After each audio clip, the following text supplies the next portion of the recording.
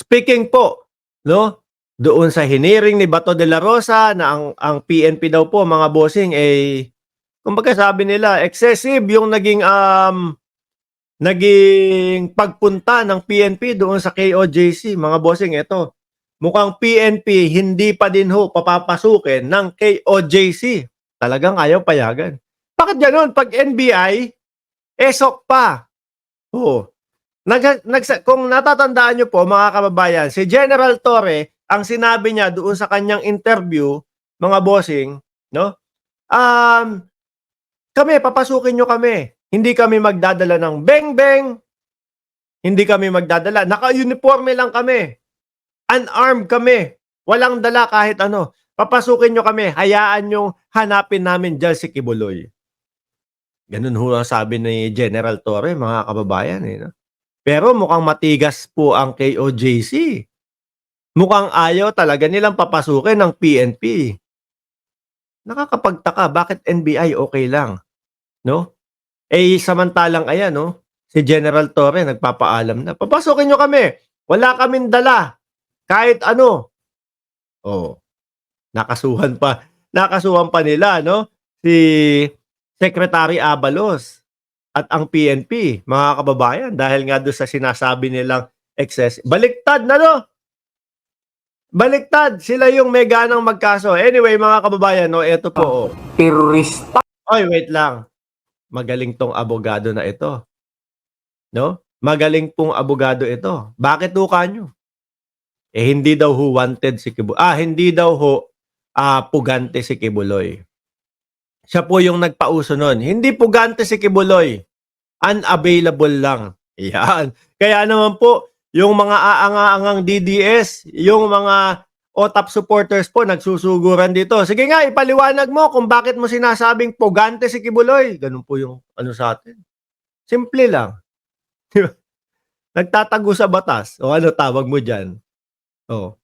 Di ba? Eh di pugante. O. Pero para po kay attorney, mga kababayan, hindi daw po. Kasi unavailable lang naman daw po. Pakinggan natin si attorney. O. Attorney, pasok. Would we allow that to happen? Paano kung hindi na sila alis? Hindi talaga namin sila i-allow na hindi kami mag-consent na papasok yung 1,000. Grabe naman, 1,000? Oo. Ano ba si Pastor? Terrorist. Hindi. Pugante. Ano ba si Pastor? Eh di pugante, wanted, di ba? Na nagsalita. Ano sabi po ni Pastor Kibuloy, mga kababayan? Nung nung nag-voice recording yan, hindi papahuli ng buhay. Di ho ba? Eh sa dami ho, ng bulag doon sa KOJC. Mga kababayan, mga bulag na din po kasi yan eh. Sa dami po ng mga bulag diyan sa loob ng KOJC, eh baka mamaya sabihin, eto mga magdala kayo ng ganito, ganyan. Papasok yung mga kapulisan. Papadehado ba yung mga alagad ng batas? Siyempre kung 1,000, okay lang yan. Hindi kayo sasaktan yan. Huwag kayong mag-alala, Diyos ko. Kayo nga nang babaliktad eh, di ba? Takot na takot sila. Harboring a fugitive is a serious crime. Sabi ni Holosulu 9. Di siya terorista. Rapist siya. Sabi ni Jordan. Sir, tuloy mo nga. Na kailangan mo ng 1,000, 1,500 na katao. Hindi terorista, kaya hindi kailangan ng sandamakmak na mga pulis. Ito ang maring tugon ng kampo ng Kingdom of Jesus Christ o KOJC sa hirit na inspeksyon ng Davao Police sa kanilang compound sa Buhangin, Davao City. Alam nyo mga kababayan, hindi naman po aabot sa libo-libo yung mga ipapadalang pulis eh. Bossing. Kung hindi nagtatago si Kibuloy. Kung may panahon si Kibuloy na ipaliwanag ang kanyang sarili. Kaso po, mas pinipili po na magtago. Di ba? Mas pinipili po na hindi ipaliwanag ang kanyang sarili. Kaya po ngayon, ang kapulisan natin, lahat po ginagawa yung paraan upang makuha siya. Para mapagpaliwanag mga kababayan. Ikaw ang makarinig ng Hindi ako papahuli ng buhay. Tapos alam mo na madaming alagad siya diyan sa loob. Oh. Papadala ka 10 pulis, 20 pulis. Eh di baka kuyugin lang po. Tapos malaman, no? Dahil nga nanawagan si General Torre, papasukin nyo kami, unarmed, wala kaming mga gamit. O, di ba? Pag narinig ng mga, nako, wala palang mga gamit yan. Di tayo puputukan yung mga yan. Paano kung kuyugin? Di ho ba? Nakita nyo naman po kung ano yung ginagawa nila doon pa lang sa labas ng KOJC sa ating mga kapulisan. O, para sigurado, unarmed, pero 1,000 yung ipapadala. O, pasok lang. Kung sakali na banatan nyo yung mga kapulisan, kahit pa paano, yung bilang nila, papantay sa inyo. Di ba? Oh. Hanapin at hulihin ang puganteng si Apollo Kibuloy. Kamakailan, sinabi ni Police Regional Office 11, Regional Director Police Brigadier General Nicolas Torre III na may impormasyon silang nagtatago lang sa loob ng 30 hektaryang compound si Kibuloy. Sabi. Papasukin nyo kami at ipapahanap ko si Mr. Kibuloy dyan sa loob. Sige, mga tao kung naka-uniforme ng ganitong patrol shirt, unarmed. Pagbigyan yan. Nasama pala dito sa balita na yun, mga kababayan. Di ba? Sige, di ba? Papasok kami dyan. Walang kahit anong hawak. Walang bakal. Oh. Pero 1,000. Para naman kung makuyog sila, patas yung numero, mga bossing. nyo, hanapin natin si Mr. Kibuloy dyan kung ayaw nyong ibigay ng kusa at dinideny nyo. Because ako'y naniniwala na nandyan sa loob. Ayon sa abogado ng KOJC na si Attorney Israelito Torion, may tuturing itong harassment kaya hindi nila ito papayagan. Iginiitri ni Attorney Bakit? Harassment pa ba yun? Wala na nga mga bakal yung kapulisan?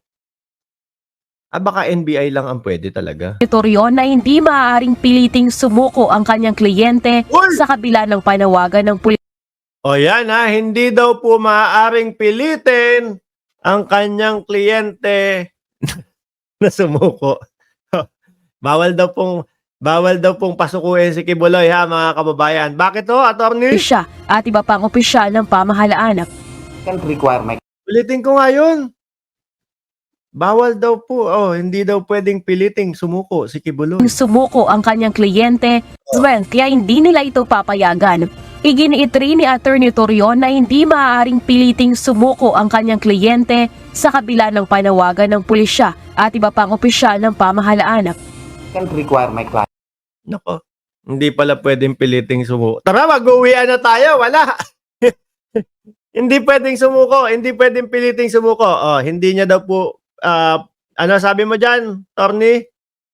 Iba pang opisyal ng pamahalaan. can't require my clients to surrender. Who am I? I am just a glorified agent. I am a lawyer. And under the rules, I am mandated to protect their rights. It's not within our description of job responsibility to require our clients to surrender. Yun naman pala. Hindi kasama sa job description niya na pilitin niyang sumuko. Pero para po sa, kumbaga, pagrespeto sa batas, bilang isang lawyer niya, di ba dapat makarinig din tayo sa kanya, Sir, sige, harapin mo. Humarap ka na. Ako ang bahala sa'yo. Ako ang magdedepensa sa'yo. Pero dahil nga daw po hindi nila trabaho o wala sa job description niya, mga kababayan, hindi niya Yun naman aming pasusukuin. desisyon yun eh. Una nang hinimok ng PNP at ng Department of the Interior and Local Government ang KOJC na isuko na lang ang kanilang leader. May ipinakalat na ring wanted posters at nag-alok pa ng 10 milyong pabuya para sa ikauhuli ni Kibuloy. Dapat ho talaga mga kababayan na yun, yung poster na yan, ang laki parang siguro malaki ho. Dapat niya ilagay palibot doon sa KOJC, paikot doon sa lugar nila mga kababayan para mismong alam na alam talaga. Baka kasi yung mga ibang nasa loob, sobrang bulag na sila kay Kibuloy, hindi nila alam na may 10 milyong nakapatong. Malay mo, di ba? Yung mga nasa loob ng KOJC, ay may 10 milyon pala. Ituro ko nga ito mamaya. Itong loko na to, ituro ko nga. Di at least, di ba? Meron nang nanalo ng 10 milyon. Pero nagtataka ako, bakit kapag ka PNP, Philippine National Police, hindi pwedeng makapasok? Harassment para sa kanila. Pero pag NBI Davao, with smiling face pa sila, no? Masaya silang lahat. Bakit kaya? Kuya para sa ikauhuli ni Kibuloy. Samantala, plano naman ng KOJC na maghain ng reklamong libel laban sa dati nilang miyembro na si Arlene Stone. Kaugnay ito ng aligasyong namimigay umano ng suhol si Kibuloy sa ilang public official, kabilang na si NBI 11 Regional Director Attorney Arcelito Albao. We are contemplating of filing libel charges against her because she was insinuating that my client is also corrupt, that we are giving payouts to certain public officials, which is certainly not true. Una nang iginiit ni Paano kaya yun, mga kababayan? Kunyari, sige, eto ano ko lang, naisip ko lang. Kunyari, okay, tumuloy yung kaso, di ba, kay Arlene Stone, mga bossing. Siyempre, sino ang dadalo sa pagdinig dyan? Si lawyer lang po, hindi naman pwedeng si lawyer lang yun. Di ba? Meron hong mga pagdinig dyan na kailangan ho si Kibuloy, mga kababayan. Kung di ho ako nagkakamali, hindi ho matatapos yung kaso na yan all throughout na lawyer lang ang a-attend. Siyempre, magkakaso sila in behalf of Kibuloy. Mga bossing, sino ho ang a-attend doon? Yung lawyer lang? Ubra ba yun? Parang wala. Parang imposible yun. Kahit pa paano, mga kababayan, kailangan din po. Kahit isang beses lang ang presensya ni Kibuloy. Kapag ka naikaso ho nila yan. Papakamot ka na lang no? Correct nyo na lang po ako kung mali ako o may mali akong sinabi dyan. No? Pero napaisip ako dahil ilan na din po yung mga na-attendan kong hearing na ako po yung nagko-complain pero required pa din akong pumunta. Kahit isang beses o dalawang beses. O paano yun? Albao na imposible ang paratang ni Stone dahil wala na ito sa Pilipinas nang maitalaga siya sa NBI Region 11 noong 2022. Itinanggi rin itong may nakukuha siyang pabor mula kay Kibuloy at sa KOJC, bagay na sinang-ayunan ni Atty. Torion. So it is very unfair for this Miss White to accuse Attorney Archie Albao that he is in effect corrupt, that he is receiving payouts. I was even ashamed. I did not give anything to Attorney Archie Albao. Itinanggi rin ni Atty. Torion ang aligasyong scripted ang inspeksyon ng NBI sa KOJC compound noong August 9. It was staged. I don't think so. There was a real search that was conducted. Si Kibuloy Hayaan nyo ang PNP ang makapasok dyan at mag-conduct ng investigasyon. Ganun lang yon. Diba? Tingnan natin kung anong mangyayari kapag ka PNP na po.